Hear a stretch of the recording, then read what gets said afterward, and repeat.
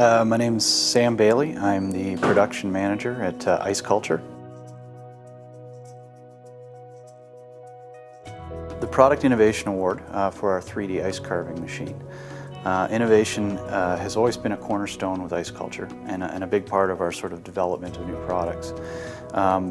What we had done is automated a traditionally hand carving method of doing ice so that we could launch it nationwide through all distribution channels through Canada and the United States and eventually around the world. It was geared for high volume, and each sculpture was sort of packaged so it could be delivered through that distribution system. Developing a business plan is kind of number one, plotting your course and sort of identifying where you're going and getting everybody on board to see that vision. That's number one, and that poses all sorts of challenges.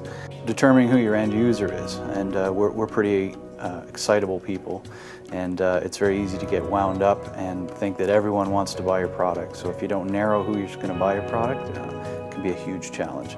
The other part of that actually is coming up with some sort of goals that are very specific, measurable, agreed by the team that's going to go out and do it, and setting some time limits and gauges by which you can measure all those things. When we set out to do this, we had a great business plan and a great team, so we had the first few things in place. And that brought on the next thing, is people. Being in Huron County poses challenges sometimes, but it also has brought about a whole unique sort of solution that we brought into, and that was using young people in the area that are looking for it and providing very extensive training. So getting the right people in the right place is a huge part of it. And probably the most important point would be to admit when you're wrong. Although I think some sort of pig-headed discipline's necessary to get your vision across, I think you have to know when to draw the line. And as with the case with the machines that we won for, we actually have sort of an interesting story where we consider part of that a failure. What we set out to accomplish didn't work. The reasons it didn't work actually came down to sort of the weight of the product being in distribution.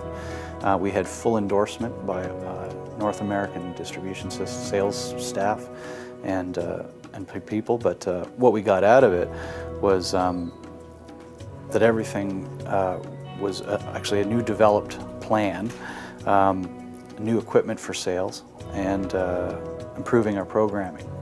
So we actually gained more out of it than we lost, but it wasn't necessarily the course we set out to choose.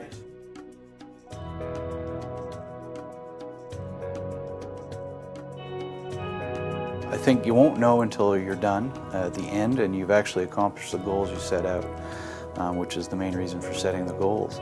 I think the answer to the question is you don't know if it's going to be good. Experience plays a large part, and a lot of it's about luck and managing the luck that you're thrown. Again, covering all angles and being able to shift on a moment's notice to pursue what you're setting out to do.